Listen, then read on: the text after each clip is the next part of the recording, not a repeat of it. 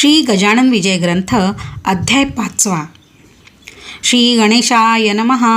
हे अज अजित अद्वया सच्चिदानंदा करुणालया, दासगणू लागला पाया, आता अभय असू दे. मी हीन दीन पातकी नर, नाही कोणता अधिकार, सर्व बाजूंनी लाचार, आहे मी देवदेवा. परी अत्यंत हिनावरी, थोर सर्वदा कृपा करी, पहा अंगी लावेली खरी, विभूती श्री शंकराने. तो हिनांचा हीनपणा, थोरा न आणि कमीपणा, हे जाणून नारायणा, गणू हा ठेवा संग्रही. सर्व लाड लेकरांचे, माता ती पूर्वी साचे, आहे दास गणूचे ओझे सर्व तुझ्या शिरी. जैसे करशील तैसे करी, परी दया असू दे अंतरी. देवा तुझ्या बळावरी, दास गणूच्या साऱ्या उड्या. गजानन असता शेगावी, यात्रा येई नित्य नवी. ती कोठवर वर्णावी, पार न लागे तिचा. महिमा तो वाढला फार, म्हणून गजानन साधूवर, ती उपाधी करुण्या दूर, भटकू लागले काननी. महिना तिकडेच राहावे, वाटेल तेथेच बैसावे, कोणाशी न उमगू द्यावे, चरित्र आपुले ये तुलाही. श्रोते एका समयासी, महाराज पिंपळ गावासी, गेले तेथे गोष्ट कैसी, झाली ते अवधारा. त्या पिंपळ गावाच्या शिवारात होते एक अरण्यात, शंकराचे मंदिर सत्य, जुने पुराणे हेमांडपती. ऐशा त्या मंदिरी येथे झाले साक्षात्कारी, बैसले शिवाच्या गाभारी, लावून या पद्मासना. गुराखी त्या गावाचे आपापले कळप, गुरांचे घेऊन या निघाले साचे, अस्तमानी गावाकडे. मंदिरापुढे तत्वता एक लहान ओढा होता, तेथे पाणी पाजण्याकरिता गुरे गुराखी पातले. कोणी सहज मंदिरात गेले वदन्या शिवाप्रत, तो तेथे पाहून समर्थ आश्चर्यचकित झाले. मुले म्हणती या मंदिरी, कोणी न पाहिला आजवरी, पुरुष बसलेला निर्धारी, अस्तमानाचे समय आला. काही गुराखी आहे बाहेर, इतरा बोलावू लागले, काही तेथेच बैसले सत्पुरुषाचे समोर. परी साधू बोलेना, डोळे मुळीच उघडीना. याचे कारण कळेना त्या गुराखी अभ्रकासी. कोणी म्हणती थकलेला हा साधू दिसतो भला, शक्ती मुळी नुरली त्याला. बोलावया कारणे, कोणी म्हणती उपवासी, असावा निश्चयेसी, थोडी भाकर तयासी, देऊ आपण खावया.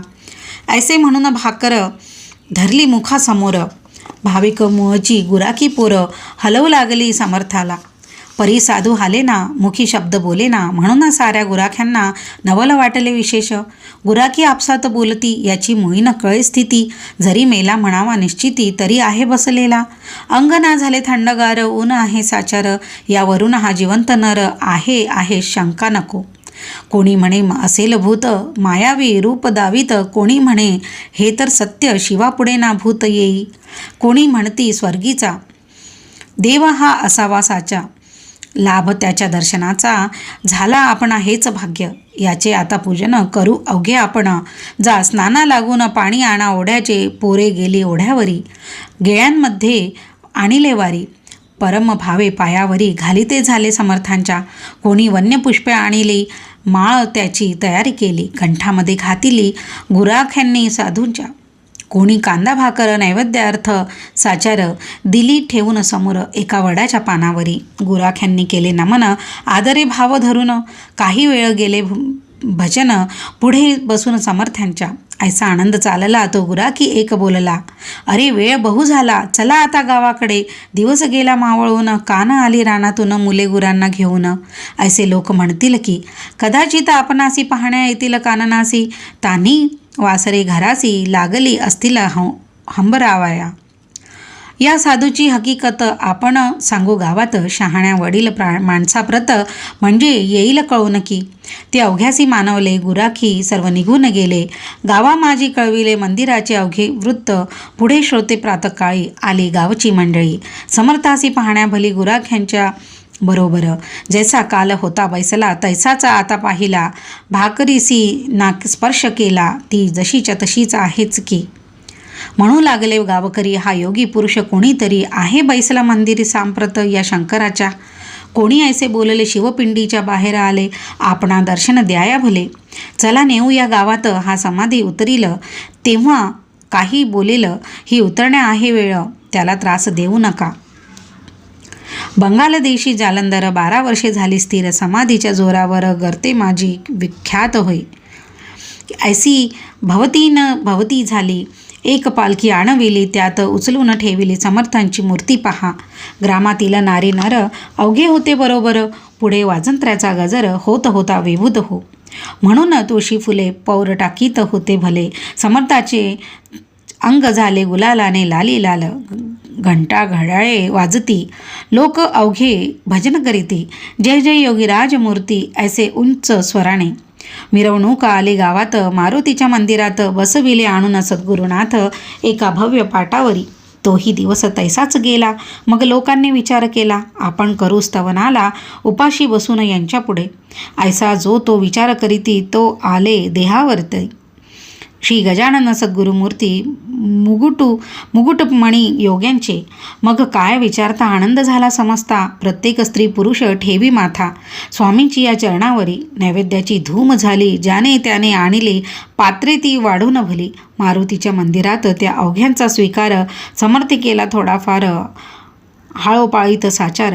ही वार्ता श्रुत झाली. पुढे दुसऱ्या मंगळवारी पिंपळगावचे गावकरी आले बाजाराने निर्धारी शेगाव आकाराने. ते शेगावाच्या लोकांशी सहज बोलले प्रेमेसी, आमच्याही गावासी आला या एक अवलिया. अवलिया थोर अधिकारी, प्रत्यक्ष आहे श्रीहरी. धन्य पिंपळगाव नगरी, पाय लागले साधूंचे. आम्ही तया योगीवरा, कोठे न जाऊ देऊ खरा. निधी चालत आला घरा, त्याते कोण दौडी हो. शेगावचे बाजारात जिकडे तिकडे हीच मात. बंकटलाला झाले श्रुत वर्तमान ते अवलियाचे. बंकटलाल पत्नीसहित गेला पिंपळगावात, समर्थासी जोडून हात विनव करू लागला नानापरी. आता येतो म्हणून निघून गेलात आपण, त्यास झाले 15 दिन, याचा विचार करा हो. गुरुराया तुम्हा विण भणभणीत दिसे सदन, शेगावचे अवघे जन चिंतातूर झाले हो. गाडी आणली आपणासाठी, चला शेगावी ज्ञान जेठी. माया लेका होणे तुटी, हे काही बरे नसे. कित्येक दयाळ आपुले भक्त राहिले असती उपोषित, त्या शेगाव शहरात नित्य दर्शन घेणारे. तुम्ही ना आल्या शेगावी, मीही तनु त्यागी न बरवी. आमची सांगा पुरवावी, आळ कोणी गुरुवर्या. बंकटलाल ऐसे बदले, महाराज गाडीवर बसले. शेगावासी निघाले पिंपळगावा सोडून. जैसा मागे गोकुळाला न्याया कृष्णा अक्रूर झाला, तैसा बंकटलाल भासला. अक्रूर पिंपळगावा ते पिंपळगावच्या लोकांप्रती बंकटलाल समजावेती. नका हो दुःखित चित्ती, जाती न कोठे लांब साधू. वाटेल तेव्हा दर्शन यावे, हेतू आपले पुरवावे. जेथल्या तेथे असू द्यावे या अमोल मूर्तीला. बहुतेक पिंपळ गावाचा बंकटलाल साहुकार साचा, मनोभंग साहूचा करण्या कुळांची छाती नसे. चुरमुऱ्याचे लाडू खात पिंपळगाव बसले स्वस्थ. महाराज बसून गाडीत जाऊ लागले शेगावा. पती जाता गुरुमूर्ती बोलली बंकटलालाप्रती, ही का साहूची होय रीती. माल दुसऱ्याचा बळे न्यावा, म्हशी यावया तुझ्या घरी. भय वाटते अंतरी, तुझ्या घरची नाही बरी. रीत हे मी पाहतो, लक्ष्मीजी का लोकमाता. महाविष्णूची होय कांता, जिची अगाध असे सत्ता. तिलाही त्वा कोंडिले, तेथे माझा पाड कोण. म्हणून गेलो पळवून जगदंबेचे पाहून. हाल माझे चित्त भ्याले, ऐसे ऐकता हसू आले. बंकटलाला प्रति भले, विनयाने भाषण केले ते ऐका सावचित्ते. बंकट बोले गुरुनाथा, माझ्या कुलुपा न भ्याली माता. आपला वास तेथे होता म्हणून झाली स्थिरती. जेथे बाळ तेथे आई, तेथे दुजाचा पाड काही. आपल्या पायापुढे नाही मला धनाची किंमत, तेच माझे धन थोर. म्हणून आलो इथवर, माझे न उरले आता घर. ते सर्वस्वी आपुले, घरमालका कारण शिपाई आडवी कोठून. जैसे तुमचे इच्छिल मन, तैसेच तुम्ही वागावे. इतकीच माझी विनंती, शेगावी असो वस्ती. धेनू काननाते जाती, परी येती घरी पुन्हा. तैसेच तुम्ही करावे, अवघ्या जगा उद्धरावे. परी आम्हा न विसरावे, शेगावे यावे वरचेवर.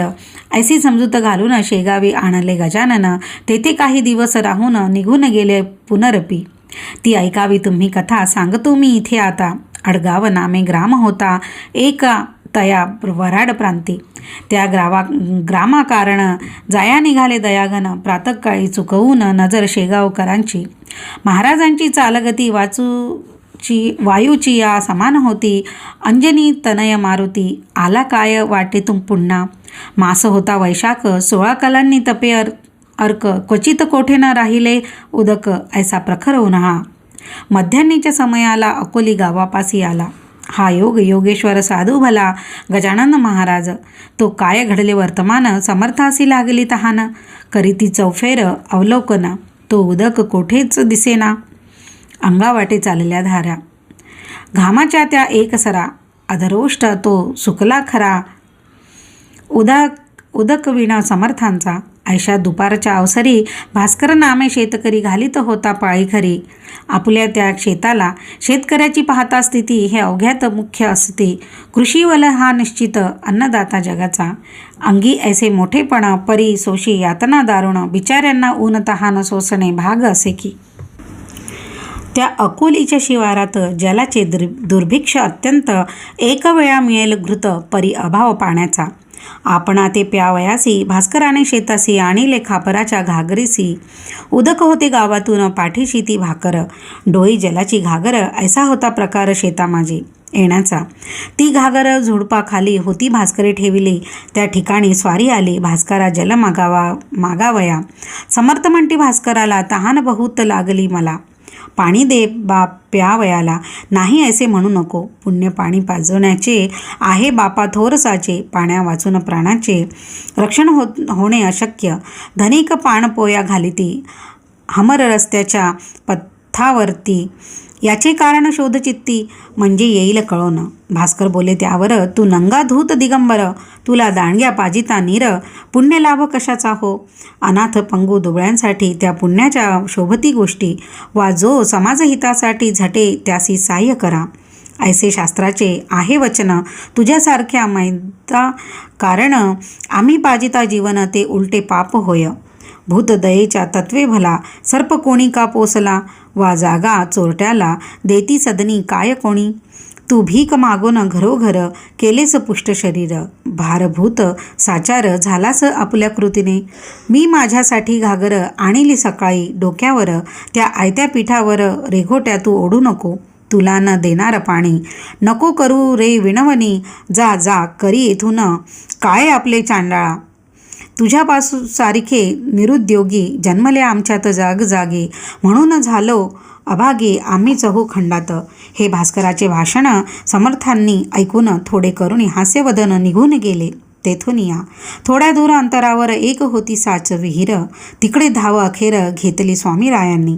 स्वामी तिकडे जाऊ लागता भास्कर झाला बोलता उच्च स्वरे, वेड्या वृथा तिकडे कशाला जातो सह, ती कोरडी ठणठणीत आहे विहीर जाण सत्य, पाणी या एक कोसात नाही कोठे जाण पिशा. समर्थ बोलले त्यावरी, ही सत्य तुझी वैखरी, विहिरीत पाणी नाही जरी परी करीतो प्रयत्न, तुझ्यासारखे बुद्धिमान जलाने होती हैराण, ते मी नयनी पाहून स्वस्त ऐसा वैसलो जरी, तरी समाजहितासाठी काय मी केली सांग गोष्टी, साय होतो जगजेठी हेतू शुद्ध झाल्या असल्यावर.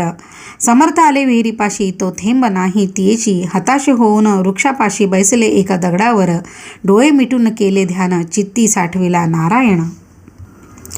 जो सच्चिदानंद दयाघन दिनोद्धार जगद्गुरु, समर्थ म्हणते देवदेवा, हे वामना वासुदेवा, प्रद्युम्ना राघवा, हे विठ्ठला नरहरी.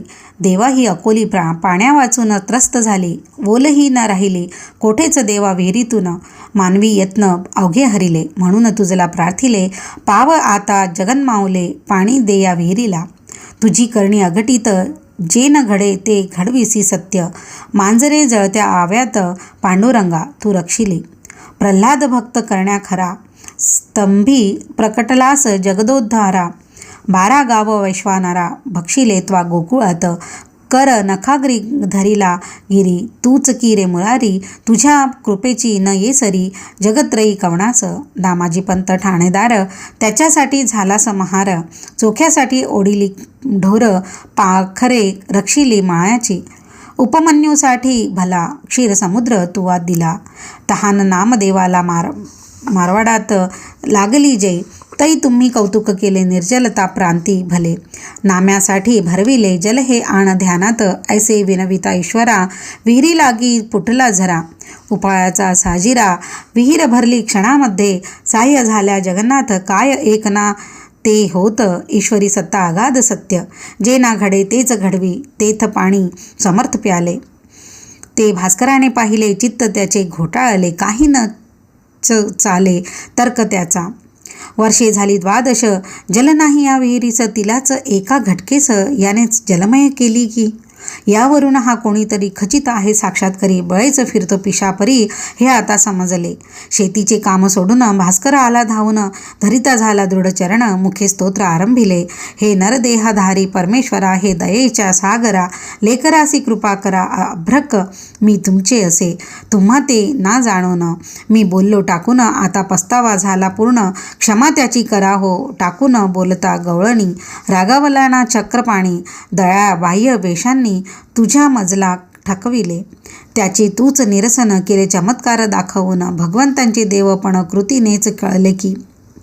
तैसा तुझा अधिकार केवढा तरी आहे थोर, हे कळले साचार या जलाच्या कृतीने. काही असो सद्गुरुनाथा, मी न सोडी तुम्हा आता, लेकराने भेटता माये कोठे न राहावे की.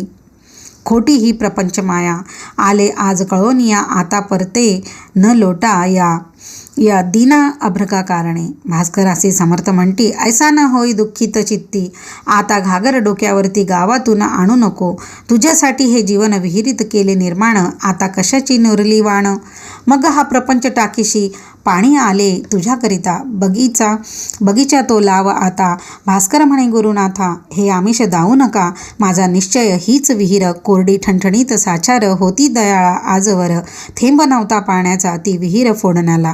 तुम्हीच हा प्रयत्न केला साक्षात्काराचा लाविला.